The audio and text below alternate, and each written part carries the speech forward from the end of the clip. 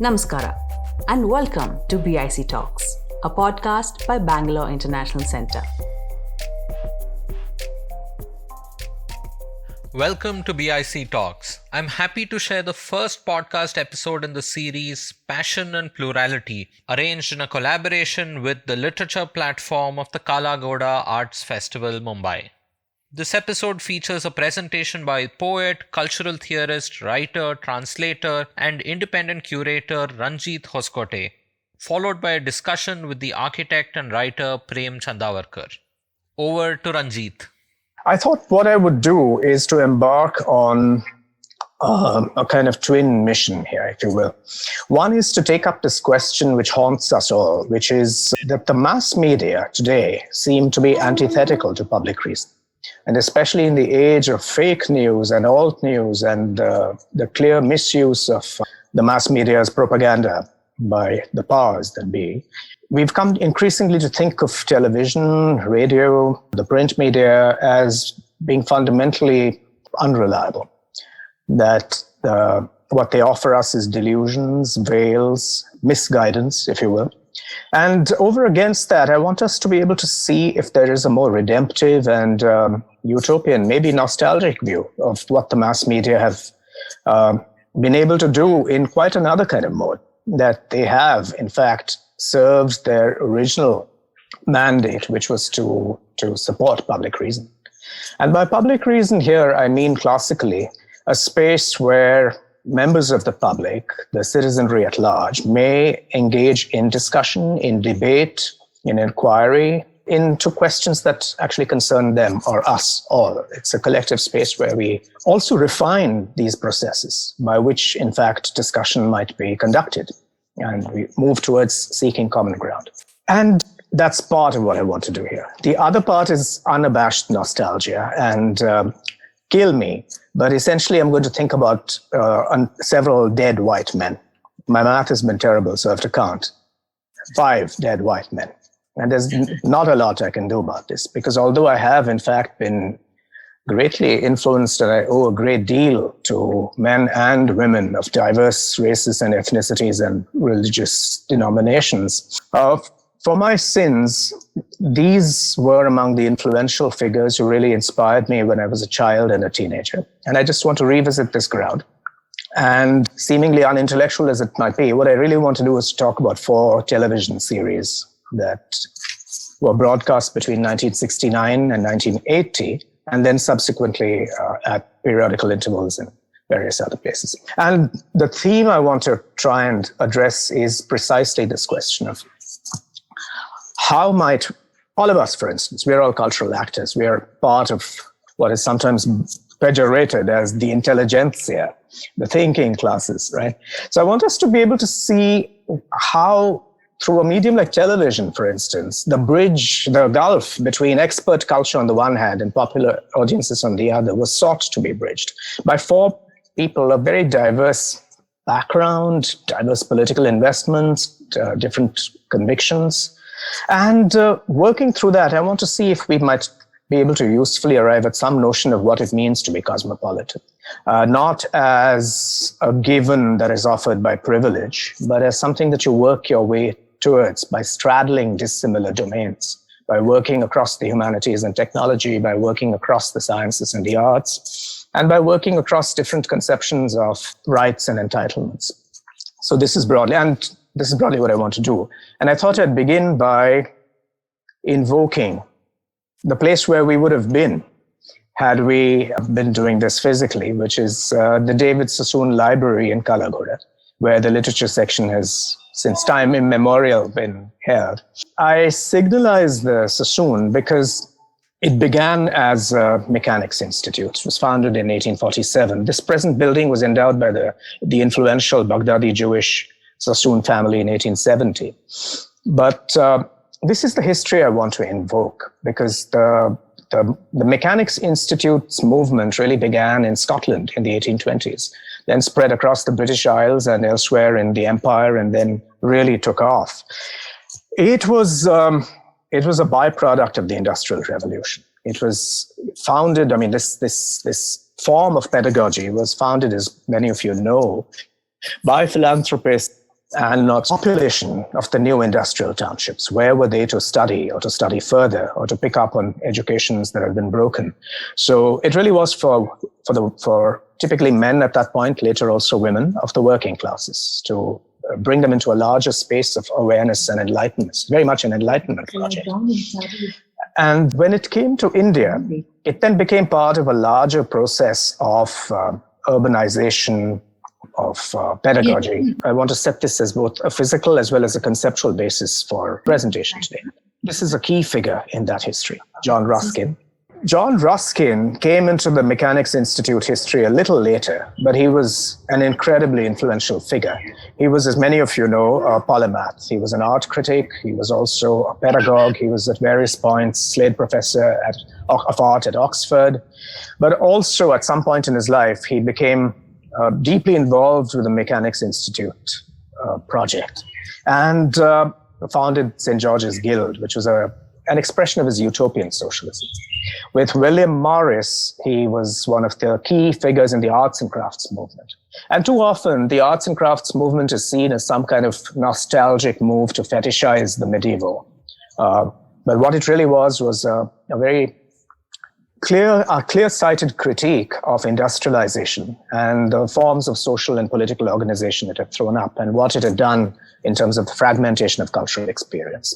So from that point of view, if you look at the work of Ruskin, Morris, Kumaraswamy, their disciple in our own context, what you're looking at is really a wager not only on the handcrafted and the beautiful, it's also an appeal to restore respect to the artisan, to look past the mass production of industrialization and the alienation of labor that industrialization produces, and think about what it means to be an artisan, what it means to be someone who's far from being alienated from her labor.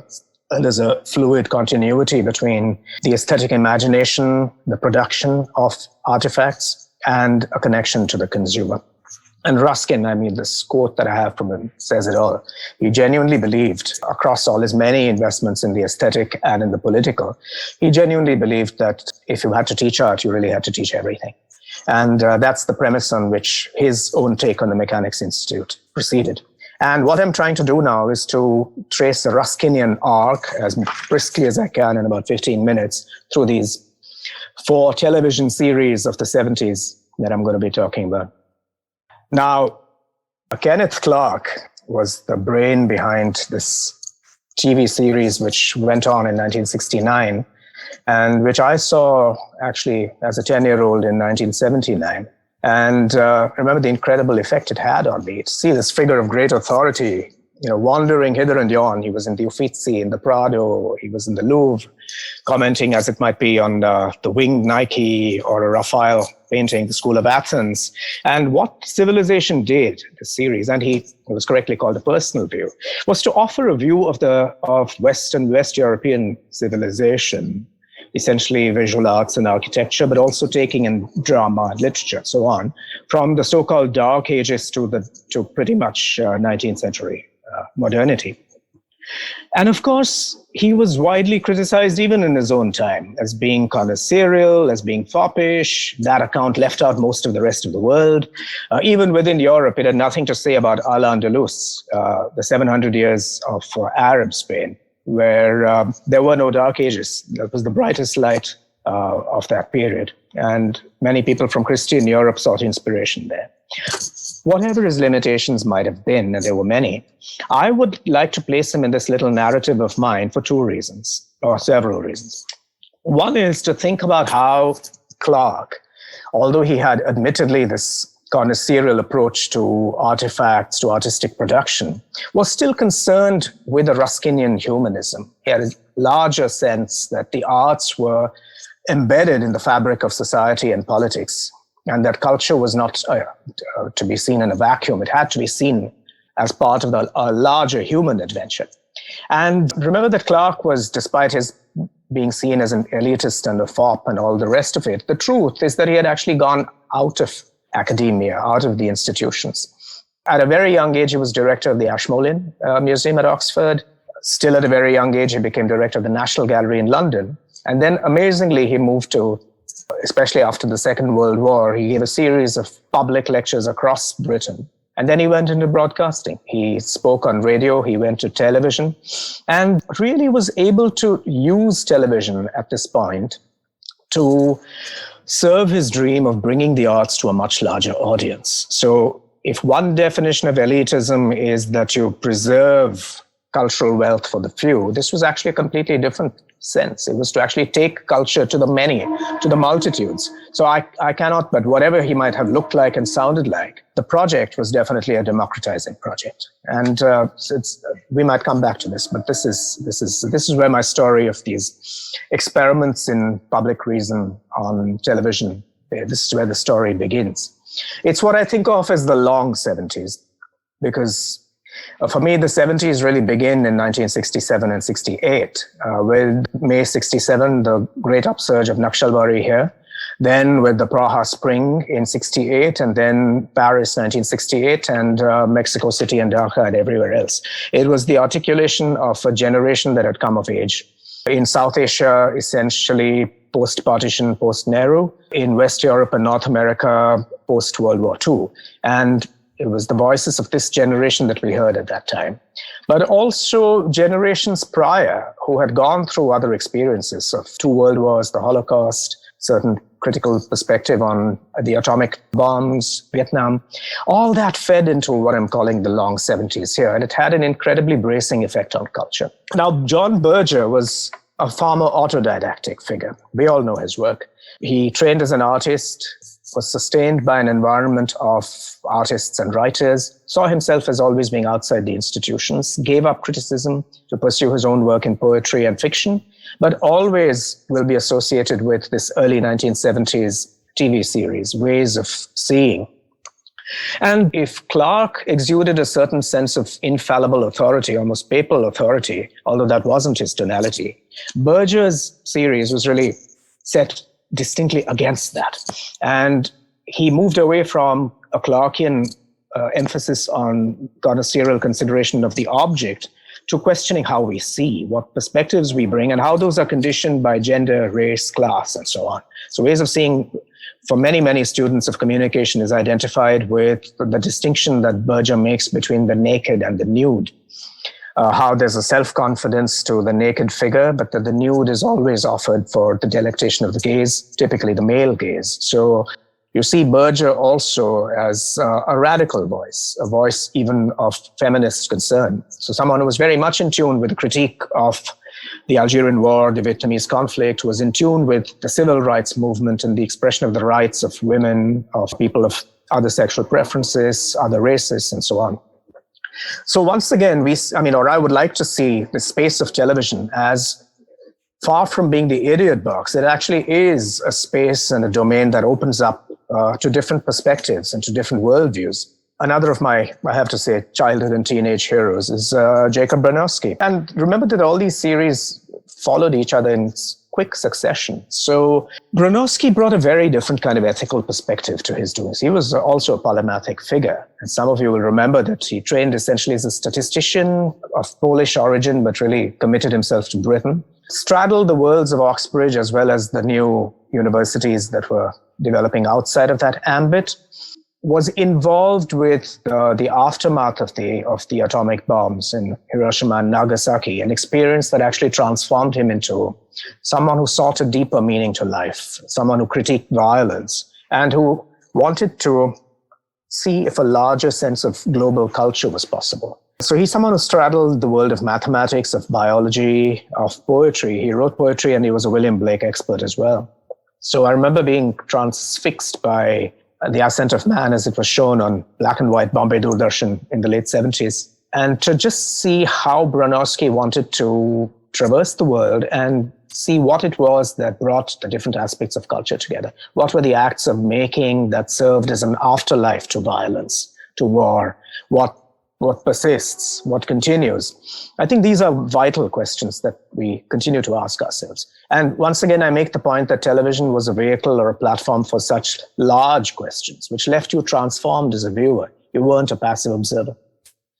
And Carl Sagan, a Cornell, Harvard, and then a Cornell astrophysicist, very involved with the various missions into space, yet also deeply conversant with the histories of science and of culture. And if I bring these four figures together, it's also because each in his own way embodied this ability to transcend the more professional and disciplinary bounds of the arts and the sciences, the humanities and technology.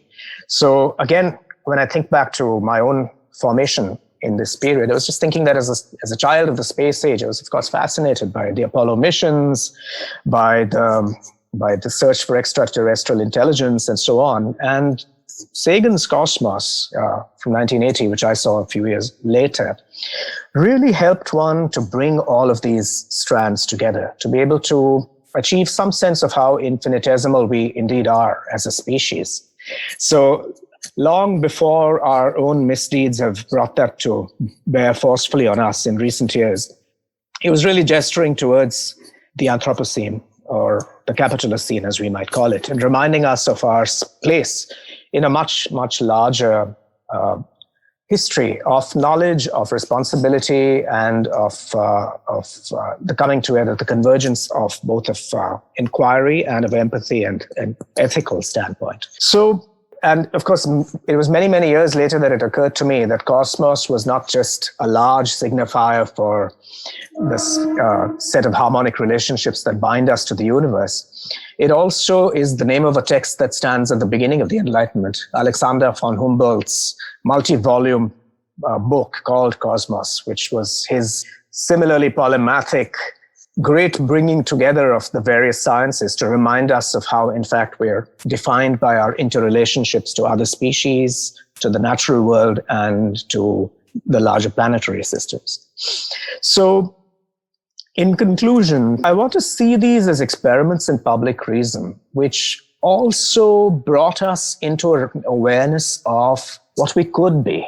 They did not pander in any way to our limitations. They invited us to expand ourselves beyond our current horizons. They invited us into a space of intellectual curiosity. They invited us, as I've said earlier, to participate in the larger human adventure and to maintain a certain criticality.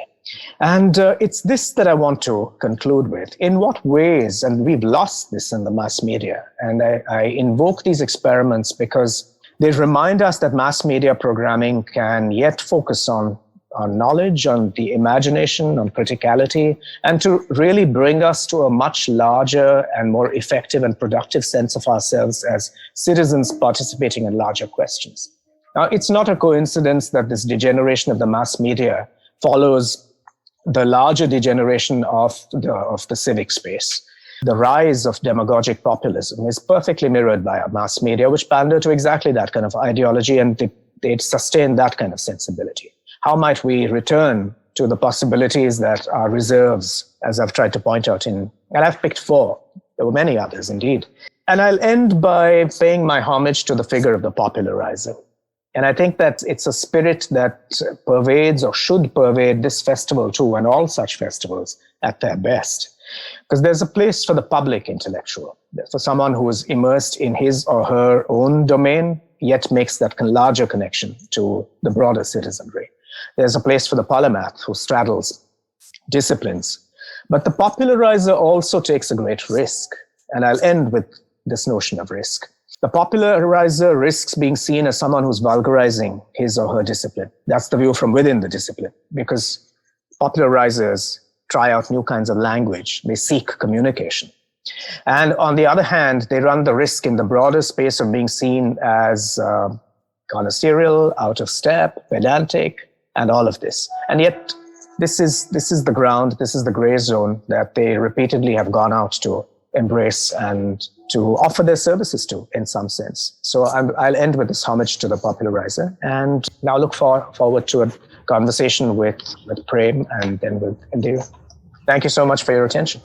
I had a thought that the way we would structure this conversation would be that I would make a set of statements which might seem exaggerated, but perhaps because the intention is to be polemic and provocative, so that we have an interesting conversation.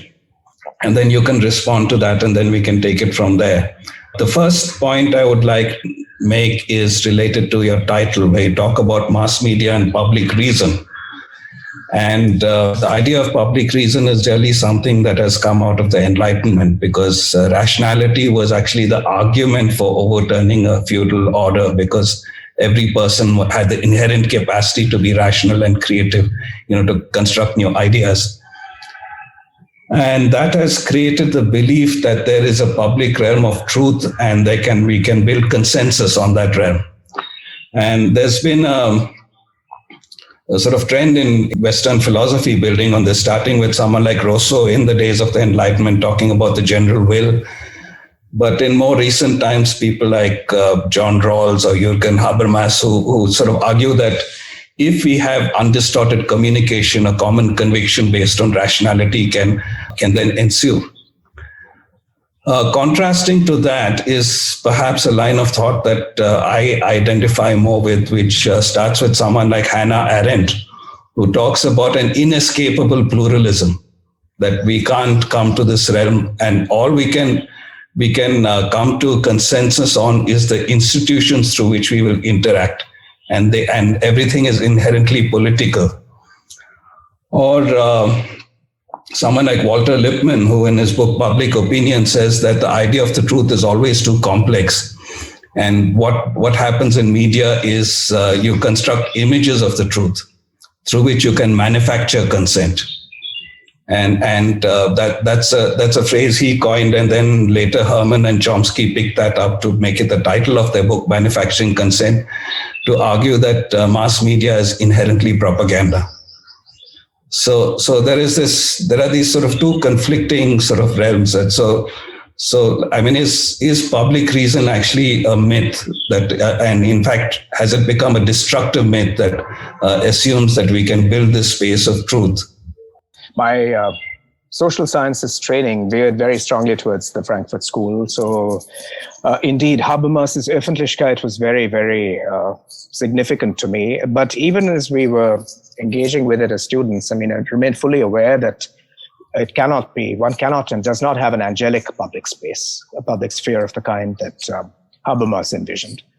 But I would like to, another thinker I'd add here would be somebody like Chantal Mouffe, whose notion of agonism refers to this notion that the public sphere is where you play out contending interests. And I see the connection between that and Hannah Arendt's inescapable plurality of views. My view of this is quite simple, and what the mass media could do, at least in this brief moment that I outlined, and in various other societies at other moments.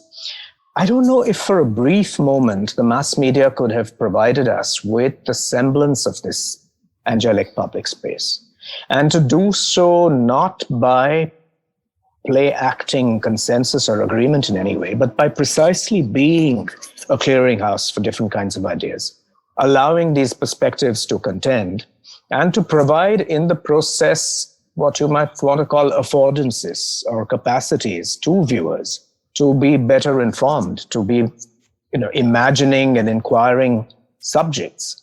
That's the thread in this that interests me greatly. It's a precarious, it's a vulnerable, fragile thread within mass media practice, and for obvious reasons, because mass media has usually been supported by institutions that don't want citizens to be terribly well informed. This is the thread that I've been following through. But I completely agree with you that it would be futile to try and see public reason as a given.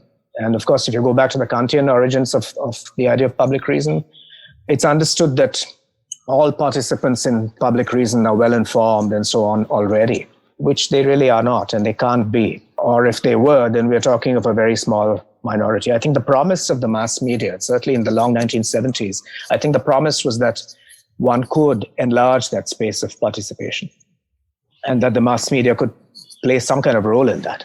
But it could play some kind of a role, but we've inverted things and put too much faith in mass media. We say that mass media is the primary space of dialogue, of engagement. It's where all of this happens.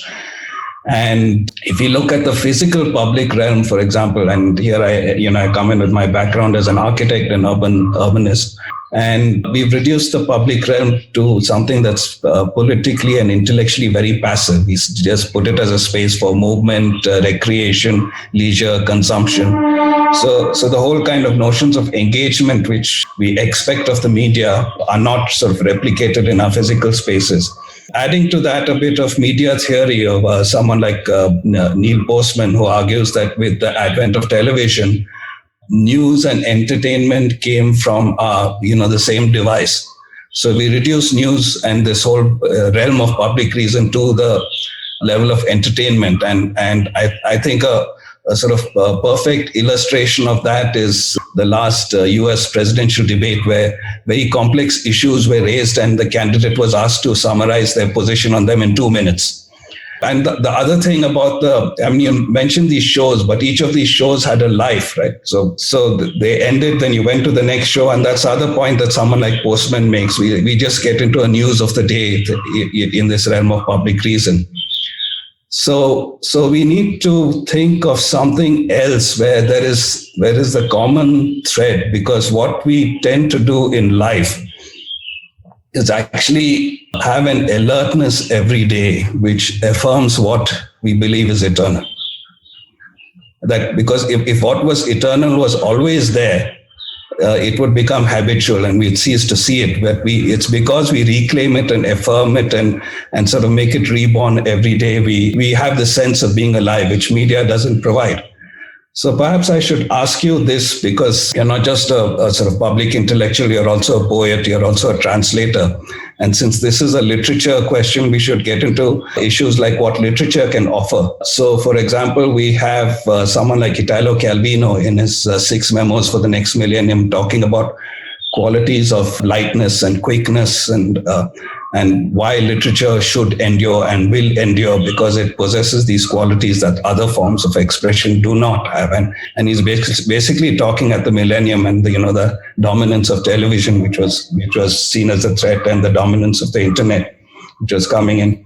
And one of the points he makes is that, and this comes back to the issue of public reason, he says that we have to look at the world the way the poet does, not with the direct gaze of reason, but with the indirect gaze of metaphor, which goes into, say, writings of someone like Jeanette Winterson, who talks, and I think it's very intriguing that the book of essays I refer to, when you first pick it up, you think it's called Art Objects. And then you start reading it and you realize it means art objects. And so art is something that resists the decay and entropy of life by this rebirth, this affirmation. And that's not something that media is designed to do. I agree. I think it has to do with the temporality of the media, particularly what I was talking about there. Television is a medium. The swift succession of images, need for a certain kind of momentum, it tends to cut against what you've been talking about. So art does, at its best, remain a ground of resistance for us. But how might one bring that into the mass media? Or is that a paradox?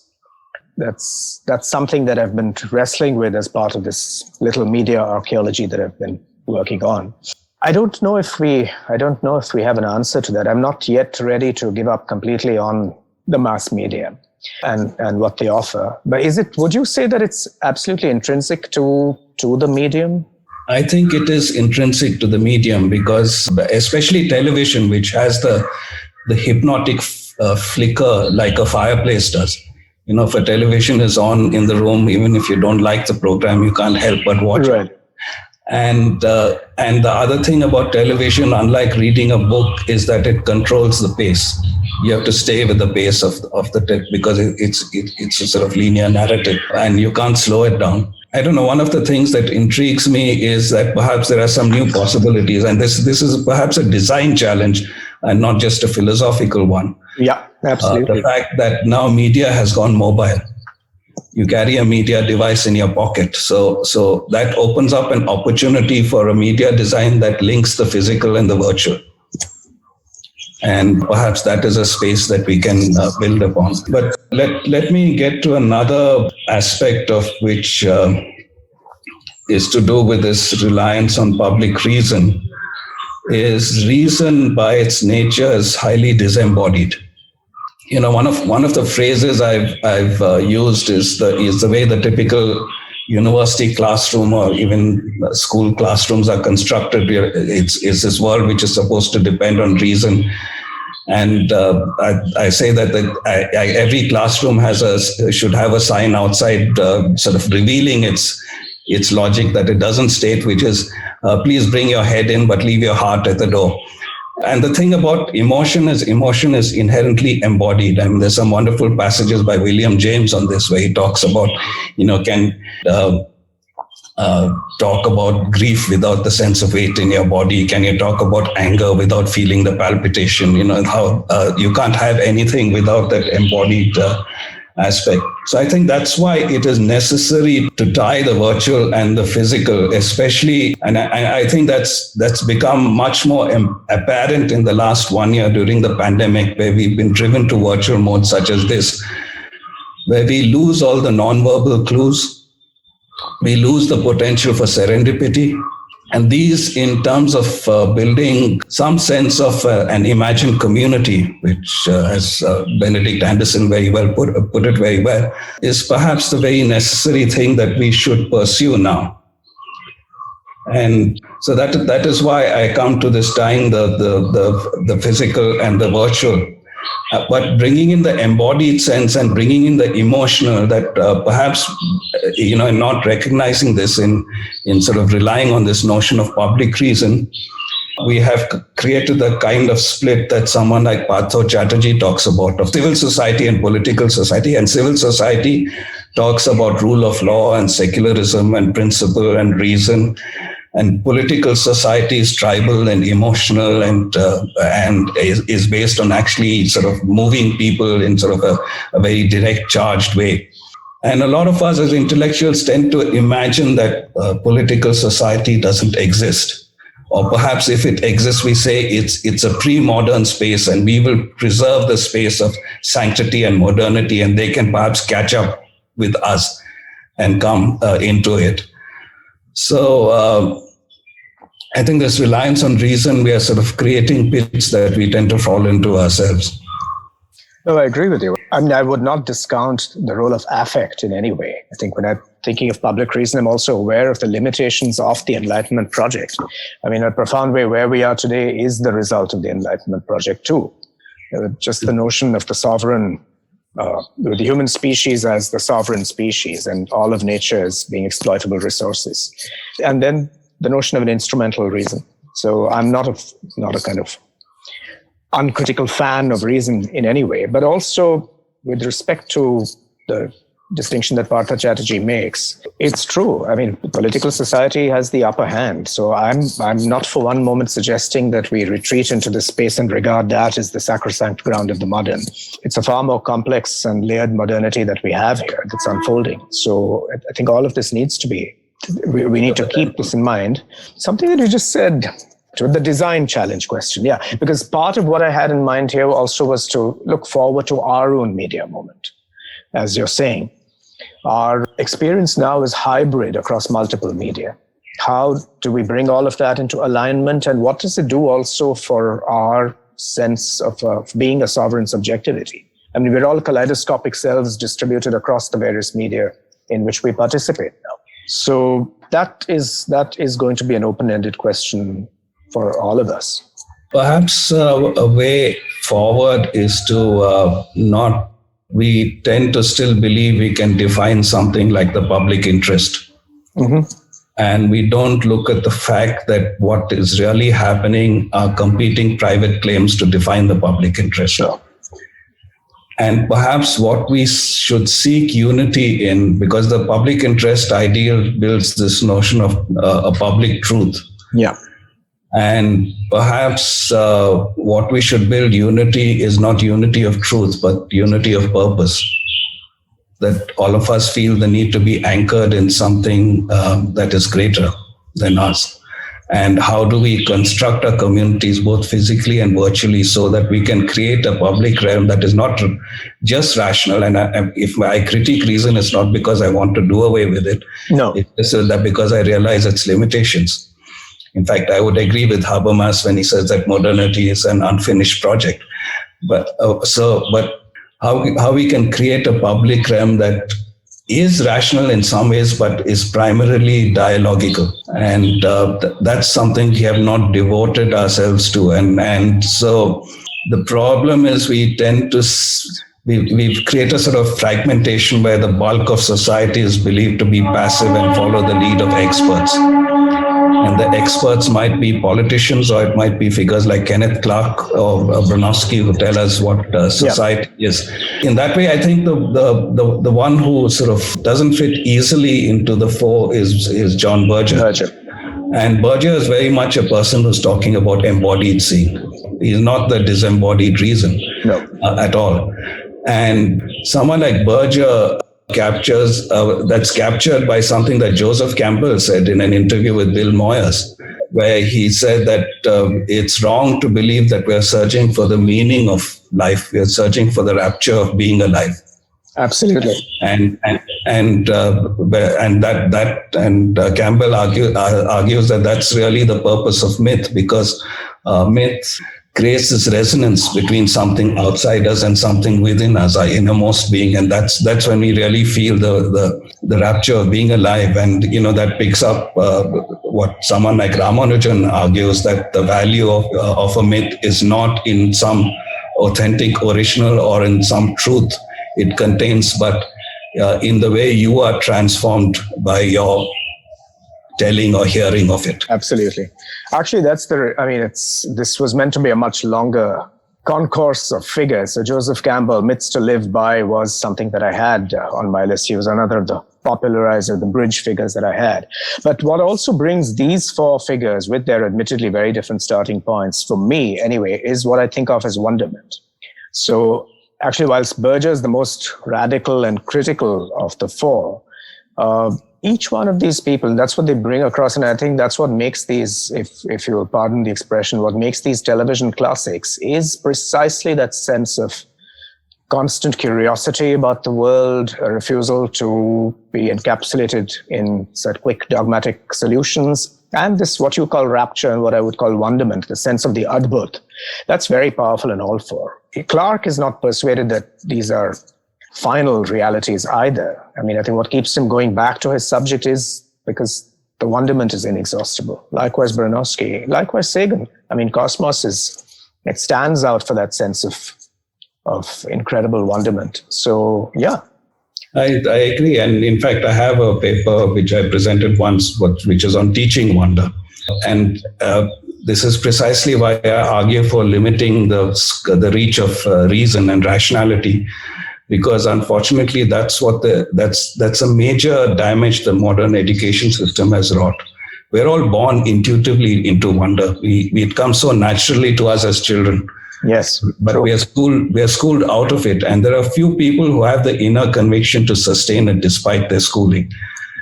And there's a wonderful piece by Ram Dass where he says that parents would show him pictures of their children and say, doesn't the innocence of my child resemble the innocence on the face of the Buddha? and he argues, no, because the innocence on your child's face is before that child has confronted all the desire and other complexities latent within them. And you don't know what's going to happen to that innocence once they confront it. Whereas the Buddha is someone who's confronted it and come out on the other side with that innocence intact. I use that to argue that the goal of education should not be the certification of sophistication, but the preservation of innocence. That's a beautiful thought, actually. It reminds me of an image from Charles Correa that I often go back to when I talk about his work. I forget which of his essays it's in, but he says that in a classic North American view of education, when you think about school, you think about a red brick box. But even if he's romanticizing the Indian context, he says in an Indian context, you think of the teacher and the student sitting together under a tree. So I think there's some truth to that. A sort of hierarchical regimentation of education and this more open and responsive form of learning. Yeah, one last statement to expand on that. Louis Kahn said that the first school was a man under a tree who did not know he was a teacher talking to a bunch of children who did not know they were students. Thank you for listening in till the end. Please share this episode with a friend on social media, WhatsApp, or anywhere else. It would mean the world to us. And in case you're listening via iTunes or Apple Podcasts, please leave us a rating and a review. Subscribe to BIC Talks on email or your favorite podcast app and don't miss out on future episodes. This episode of BIC Talks has Gaurav Krishna as our sound engineer, with support from S. Sarvanaraj and Lekha Naidu. And the accompanying episode artwork was made by Chandni Venkataraman.